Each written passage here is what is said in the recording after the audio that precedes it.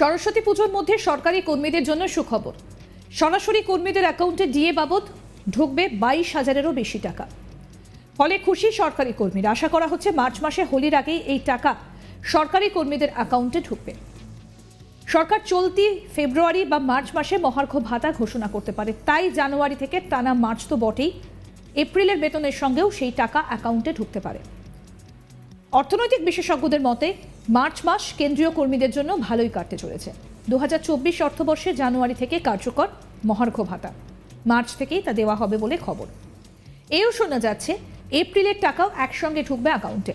আশা করা যাচ্ছে হোলির আগেই মহার্ঘ ভাতা বৃদ্ধির অনুমোদন পাওয়া যাবে এই সরকারের থেকে। এই মহার্ঘ ভাতা অনুমোদিত হলে কেন্দ্রের কর্মচারীরা এককভাবে 3 মাসের বকেয়ার টাকা পাবেন, এছাড়াও পাবেন এপ্রিল মাসের ডিএ।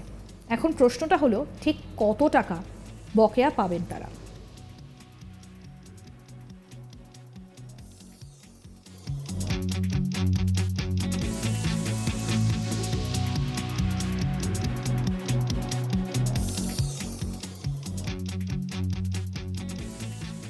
কেন্দ্রীয় কর্মীদের ডিএ 4% বাড়বে বলে মনে করা হচ্ছে। মার্চে ঘোষণা শুরু হবে বলে অনুমান অর্থনৈতিক বিশেষজ্ঞদের। তবে ডিএ কার্যকর হবে 1 জানুয়ারি 2024 থেকেই, তাই জানুয়ারি থেকে মার্চ পর্যন্ত বকেয়া হিসেবে দেওয়া হবে ডিএ। কেন্দ্রীয় কর্মচারীরা ছাড়াও যারা পেনশন পান তারাও পাবেন এই সুবিধে।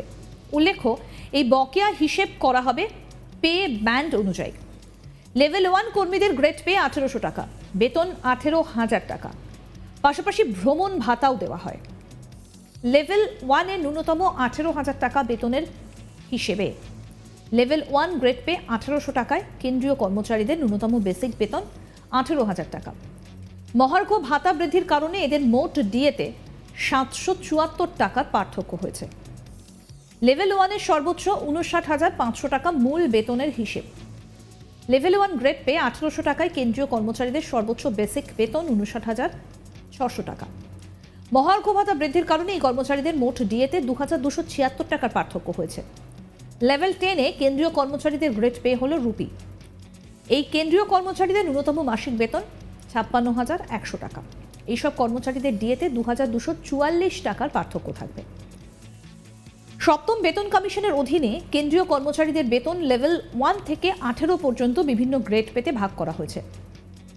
এতে গ্রেড পে এবং ভ্রমণ ভাতার ভিত্তিতে ডিএ গণনা করা হয়ে থাকে। লেভেল 1 এর সর্বনিম্ন বেতন 18,000 টাকা থেকে শুরু হয় এবং সর্বোচ্চ বেতন 56,900 টাকা পর্যন্ত হয়ে থাকে। একইভাবে লেভেল 2 থেকে 14 পর্যন্ত গ্রেড পে অনুযায়ী বেতন পরিবর্তিত হয়, কিন্তু লেভেল 15, 16, 17, 18 এ কোনো গ্রেড পে নেই, নির্দিষ্ট বেতন আছে। লেভেল 15 এ ন্যূনতম বেতন 1,82,200 টাকা, সেখানে সর্বোচ্চ বেতন 2,24,100 টাকা। লেভেল 17 এ মূল বেতন 2,25,200 টাকা। লেভেল 18 এ বেতন 2,50,000 টাকা ধার্য করা হয়েছে।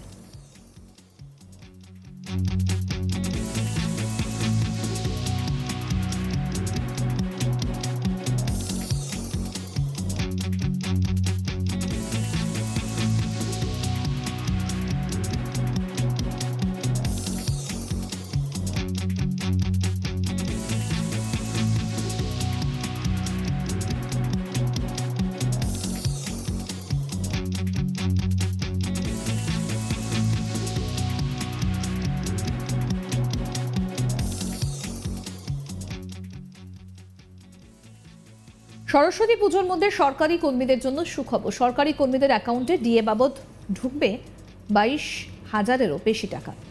ফলে খুশি সরকারি কর্মীরা। আশা করা হচ্ছে মার্চ মাসে হোলির আগেই এই টাকা সরকারি কর্মীদের অ্যাকাউন্টে ঢুকবে। সরকার চলতি ফেব্রুয়ারি বা মার্চ মাসে মহার্ঘ ভাতা ঘোষণা করতে পারে, তাই জানুয়ারি থেকে টানা মার্চ তো বটেই, এপ্রিলের বেতনের সঙ্গেও সেই টাকা অ্যাকাউন্টে ঢুকতে পারে। অর্থনৈতিক বিশেষজ্ঞদের মতে মার্চ মাস কেন্দ্রীয় কর্মীদের জন্য ভালোই কাটতে চলেছে। 2024 অর্থবর্ষের জানুয়ারি থেকে কার্যকর মহার্ঘ ভাতা, মার্চ থেকেই তা দেওয়া হবে বলে খবর। এও শোনা যাচ্ছে এপ্রিলের টাকাও একসঙ্গে ঢুকবে অ্যাকাউন্টে। আশা করা যাচ্ছে হোলির আগে মহার্ঘ ভাতা বৃদ্ধির অনুমোদন পাওয়া যাবে সরকারের থেকে। এই মহার্ঘ ভাতা অনুমোদিত হলে কেন্দ্রের কর্মচারীরা এককভাবে 3 মাসের বকেয়া টাকা পাবেন, এছাড়াও পাবেন এপ্রিল মাসের ডিএ।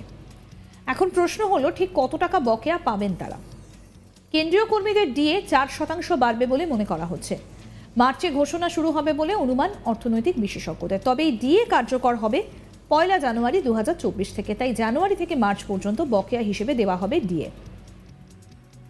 কেন্দ্রীয় কর্মচারীরা ছাড়াও যারা পেনশন পান তারাও পাবেন এই সুবিধে। উল্লেখ্য, এই বকেয়া হিসেব করা হবে পে ব্যান্ড অনুযায়ী। লেভেল 1 কর্মীদের গ্রেড পে 1800 টাকা, বেতন 18,000 টাকা, পাশাপাশি ভ্রমণ ভাতাও দেওয়া হয়।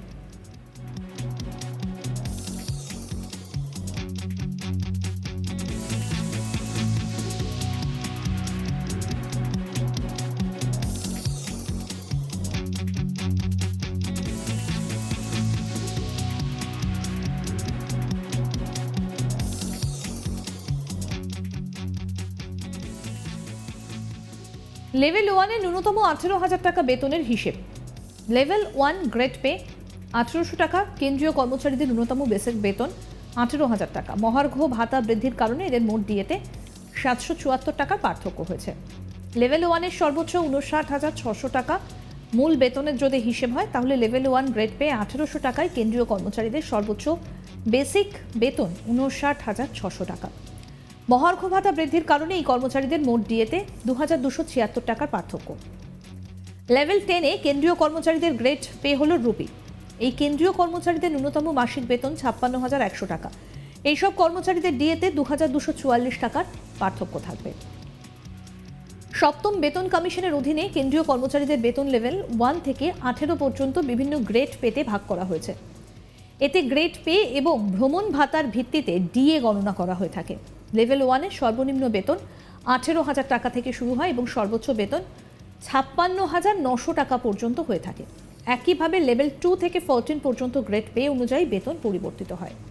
কিন্তু লেভেল 15, 16, 17, 18 এ কোনো গ্রেড পে নেই, নির্দিষ্ট বেতন আছে।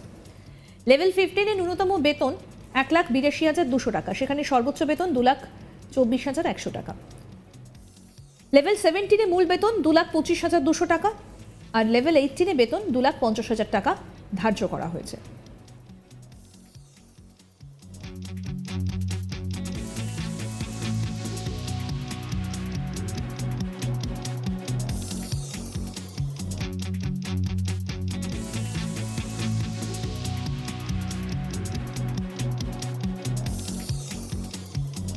সরস্বতী পুজোর মধ্যে সরকারি কর্মীদের জন্য সুখবর। সরকারি কর্মীদের অ্যাকাউন্টে ডিএ বাবদ ঢুকবে 22,000-এরও বেশি টাকা। ফলে খুশি সরকারি কর্মীরা। আশা করা হচ্ছে মার্চ মাসে হোলির আগে এই টাকা সরকারি কর্মীদের অ্যাকাউন্টে ঢুকবে। আরও আপডেট পেতে আজ তাক বাংলার ইউটিউব চ্যানেল সাবস্ক্রাইব করুন, নোটিফিকেশন পেতে বেল বাটন অপশন প্রেস করুন। এই ভিডিও সম্পর্কে আপনাদের মতামত জানান, কমেন্ট করুন, শেয়ার করুন, হোয়াটসঅ্যাপে ফলো করুন আজ তাক বাংলা।